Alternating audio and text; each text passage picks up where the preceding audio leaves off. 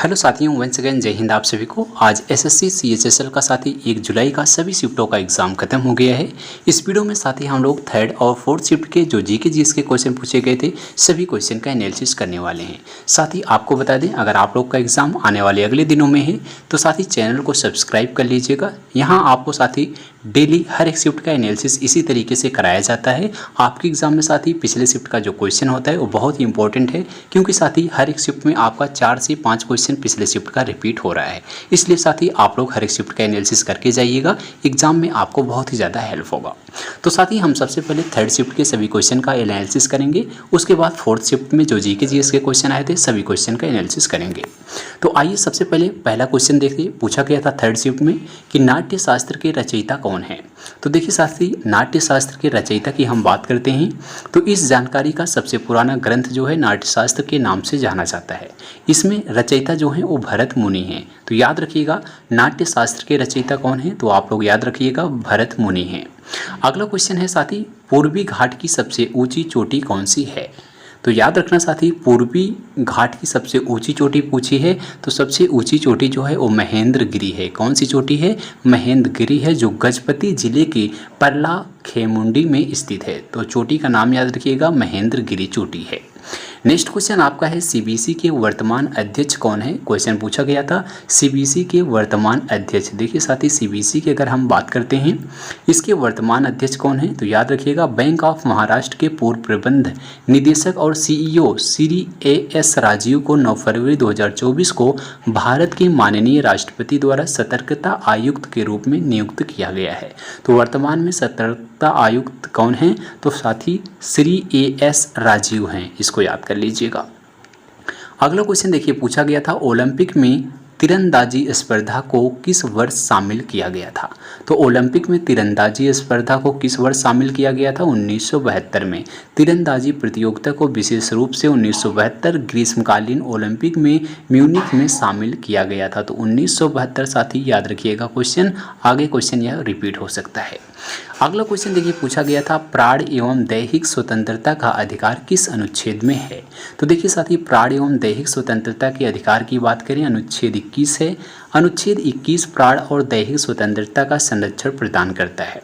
इसमें कहा गया है कि किसी व्यक्ति को उसके प्राण या दैहिक स्वतंत्रता से विधि द्वारा स्थापित प्रक्रिया के अनुसार ही वंचित किया जाएगा, अन्यथा नहीं। तो कौन सा अनुच्छेद है, आर्टिकल 21 है। अगला क्वेश्चन पूछा गया था भारत की पहली माइग्रेशन मॉनिटरिंग सिस्टम का उद्घाटन किस राज्य में किया गया है। तो याद रखिएगा, भारत की पहली प्रवासन निगरानी प्रणाली का उद्घाटन महाराष्ट्र के महिला एवं बाल विकास मंत्री मंगल प्रभात लोढ़ा ने मुंबई में किया था। तो राज्य आपका पूछा था, महाराष्ट्र आपका राज्य साथी इसका करेक्ट आंसर होगा, याद कर लीजिएगा, महाराष्ट्र में साथी इसका जो है उद्घाटन किया गया है। अगला क्वेश्चन है, भारत किस वर्ष लोकतांत्रिक देश बना था। क्वेश्चन आया था भारत जो है किस वर्ष लोकतांत्रिक देश बना, तो 26 जनवरी 1950 को देश के प्रथम राष्ट्रपति डॉक्टर राजेंद्र प्रसाद ने 21 तोपों की सलामी के साथ ध्वजारोहण कर भारत को पूर्ण गणतंत्र घोषित किया था। कब किया था, 1950 को किया था। अगला क्वेश्चन पूछा गया था कर्नाटक संगीत के पितामह के रूप में किसे जाना जाता है। तो देखिए साथी, कर्नाटक संगीत के अगर हम पितामह की बात करते हैं, पुरंदर दास को कर्नाटक संगीत के पिता के रूप में सम्मानित किया गया था। कर्नाटक संगीत में उनके महत्वपूर्ण योगदान के सम्मान में उन्हें व्यापक रूप से संगीत पितामह के रूप में भी जाना जाता है। तो उस कर्नाटक के संगीत पितामह के रूप में किसे जाना जाता है, पुरंदर दास को जाना जाता है। अगला क्वेश्चन था महाभारत कालीन भीम से संबंधित नृत्य कौन सा है।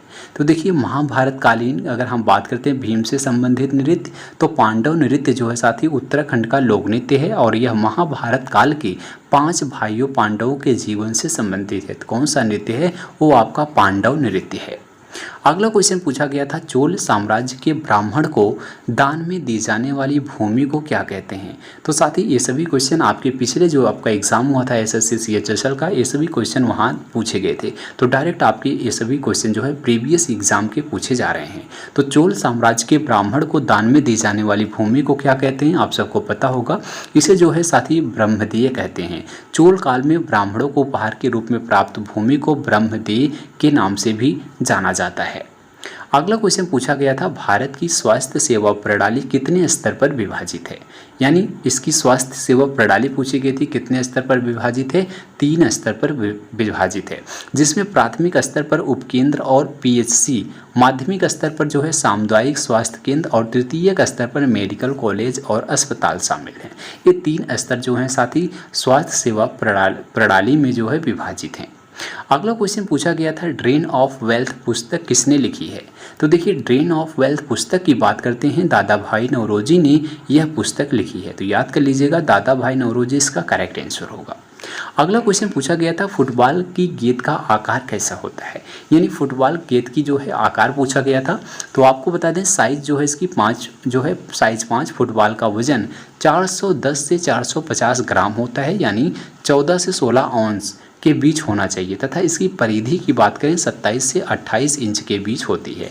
तो अगर इसका वजन पूछा जाए 410 से 450 ग्राम, अगर परिधि पूछी जाए 27 से 28 इंच इसकी परिधि होती है। अगला क्वेश्चन साथी देखिए पूछा गया था, राष्ट्रीय हरित न्यायाधिकरण किस मंत्रालय के अंतर्गत आता है। तो साथी आपको बता दें, राष्ट्रीय हरित अधिकरण की स्थापना 18 अक्टूबर 2010 को एनजीटी अधिनियम 2010 के तहत पर्यावरण संरक्षण, वन संरक्षण, प्राकृतिक संसाधनों सहित पर्यावरण से संबंधित किसी भी कानूनी अधिकार के प्रवर्तन, दुष्प्रभावित व्यक्ति अथवा संपत्ति के लिए अनुतोध और क्षतिपूर्ति प्रदान करने एवं इससे जुड़े मामलों से संबंधित है। तो राष्ट्रीय अधिकरण किस मामले के अंतर्गत आता है, यह एनजीटी अधिनियम के अंतर्गत आता है। अगला क्वेश्चन पूछा गया था साथी, महाराष्ट्र का नृत्य कौन सा है। तो आप सबको पता होगा, ये आपकी ऑप्शन पर डिपेंड्स करता है, कौन कौन से ऑप्शन दिए गए थे। इसमें साथी जैसे सबसे लोकप्रिय बात करें कौन सा नृत्य है, तो तमाशा है। यानी सबसे अगर लोकप्रिय पूछा गया होगा तो आपका तमाशा नृत्य होगा। इसके अलावा अगर लावड़ी दिया गया होगा तो वो भी आपका लावड़ी जो है महाराष्ट्र का ही लोक नृत्य है। इसके बाद क्वेश्चन और पूछा गया था, पूर्व का इतालवी किसे कहते हैं। तो देखिए साथी, पूर्व के इतालवी की अगर हम बात करें, तेलुगु भाषा को पूर्व का इतालवी कहते हैं। तो किस भाषा को कहते हैं, तेलुगु भाषा को जो है पूर्व का इतालवी कहते हैं। तो साथी ये सभी क्वेश्चन जो है आज 3rd शिफ्ट में पूछे गए थे। अब हम आइए बात करते हैं 4th शिफ्ट के। 4th शिफ्ट में साथी कौन कौन से क्वेश्चन पूछे गए थे, एक बार इन सभी क्वेश्चन को जरूर पढ़िएगा। आपको बता दें साथी, क्वेश्चन को स्टार्ट करने से पहले 1 मिनट साथी, अगर आप लोग प्रीवियस ईयर का जो आप लोग जीके जीएस का क्वेश्चन पूछा गया था एसएससी सीएचएसएल जो 2023 में अगस्त में एग्ज़ाम हुआ था, उसमें साथी 40 शिफ्टों में टोटल आपके एग्ज़ाम कंडक्ट कराए गए थे। उसमें जितने भी जीके जीएस के क्वेश्चन पूछे गए थे उसका साथी हमने आपको जीके जीएस का एक पीडीएफ बनाया है। उस पीडीएफ में साथी लगभग आपके 500 से ज़्यादा जीके जीएस के क्वेश्चन को इंक्लूड किया गया है। साथ ही अगर आप लोग उन सभी क्वेश्चन को अपने एग्जाम से पहले पढ़ के जाएंगे तो आपके एग्जाम में साथी 7 से 8 क्वेश्चन सेम टू सेम आपका वहीं से रिपीट होगा, क्योंकि साथी हमने आपको आज चारों शिफ्ट का एनालिसिस कराया। उसमें देख रहे हैं साथी ढेर सारे क्वेश्चन आपका प्रीवियस एग्जाम से ही पूछा जा रहा है। अगर साथी आप लोग उस पीडीएफ को लेना चाहते हैं तो एक बार आपको पीडीएफ के बारे में साथी बता देते हैं।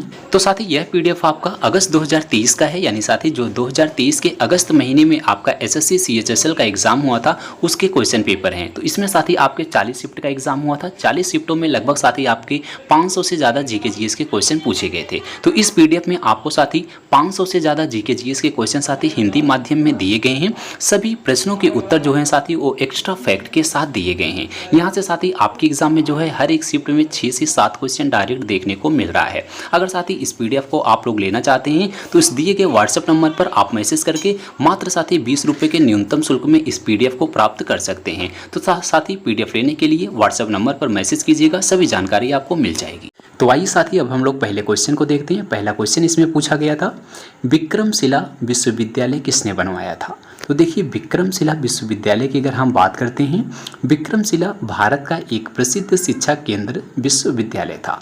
नालंदा विश्वविद्यालय और विक्रमशिला दोनों पाल राजवंश के राज्यकाल में शिक्षा के लिए जगत प्रसिद्ध थे। वर्तमान समय में बिहार के भागलपुर जिले का अंत्यचक गांव वही है जहां विक्रमशिला थी। इसकी स्थापना 8वीं शताब्दी में पाल राजा धर्मपाल ने की थी। यानी विक्रमशिला विश्वविद्यालय की स्थापना किसने किया था, तो धर्मपाल ने किया था। तो धर्मपाल इसका करेक्ट आंसर था। अगला क्वेश्चन पूछा गया था नागरिकता का अनुच्छेद कौन सा है, यानी साथी नागरिकता का अनुच्छेद पूछा गया था। तो भारत में कानून भारत के संविधान द्वारा शासित होते हैं। नागरिकता अनुच्छेद 5 से 11 भारत की नागरिकता से संबंधित है। तो कौन सा अनुच्छेद है जो भारत की नागरिकता से संबंधित है? अनुच्छेद 5 से अनुच्छेद 11 जो है भारत की नागरिकता से संबंधित है। अगला क्वेश्चन पूछा गया था कि गणगौर त्यौहार किस राज्य में मनाया जाता है। बार बार क्वेश्चन रिपीट होगा, इसको याद कर लीजिएगा। गणगौर त्यौहार जो है साथी ये आपका राजस्थान एवं मध्य प्रदेश का प्रसिद्ध लोक नृत्य है, यानी राजस्थान का भी लोक नृत्य है, मध्य प्रदेश का है। अब ये आपके ऑप्शन पर डिपेंड करेगा, आपका ऑप्शन एक ही देखने को मिलेगा, चाहे आपका राजस्थान रहेगा चाहे आपका मध्य प्रदेश रहेगा। नेक्स्ट क्वेश्चन पूछा गया था करेवा किस हिमालय श्रृंखला में है। तो देखिए करेवा की बात करते हैं किस हिमालय श्रृंखला में है, तो आपको बता दें कश्मीर हिमालय करेवा संरचनाओं के लिए भी प्रसिद्ध है, जो केसर की स्थानीय किस्म जाफरान की खेती के लिए उपयोगी है। करेवा शब्द का अर्थ होता है स्थानीय भाषा में एक ऊंची पठारी भूमि, यानी जो है सबसे ऊंची पठारी भूमि किस हिमालय श्रृंखला में स्थित है। एक क्वेश्चन आपका पूछा गया था जो कि कश्मीर हिमालय में है। अगला क्वेश्चन पूछा गया था साथी बाल श्रम और मानव तस्करी रोकने का अनुच्छेद कौन सा है। बाल श्रम और मानव तस्करी रोकने का जो अनुच्छेद है साथी वो आपका अनुच्छेद 23 है। भारतीय संविधान का अनुच्छेद 23 मानव तस्करी, बेगार, इसी प्रकार के अन्य बालात श्रम के प्रकारों पर प्रतिबंध लगाता है, जिससे देश के लाखों अल्प सुविधा प्राप्त और वंचित लोगों की रक्षा की जा सके। तो कौन सा अनुच्छेद है? अनुच्छेद 23 है। नेक्स्ट क्वेश्चन पूछा गया था एक्सरे रेडिएशन से परमाणु क्रमांक की खोज किसने किया था। तो एक्सरे रेडिएशन से परमाणु क्रमांक की खोज पूछी थी किसने किया था। तो 1913 ईस्वी में अंग्रेज वैज्ञानिक हेनरी मोसले ने एक्सरे ट्यूब का उपयोग करके किए गए प्रयोगों की सहायता से यह प्रदर्शित किया था कि तत्व का परमाणु क्रमांक Z नाभिक पर धनात्मक आवेश या उस तत्व के परमाणु के नाभिक में प्रोटॉनों की संख्या से मेल खाता है। तो यही पूछा गया था, इसकी खोज जो है किसने किया था? हेनरी मोसले ने किया था, याद रखिएगा 1913 में। अगला क्वेश्चन पूछा गया था महाराष्ट्र सरकार ने कितने प्रतिशत का आरक्षण दिया है।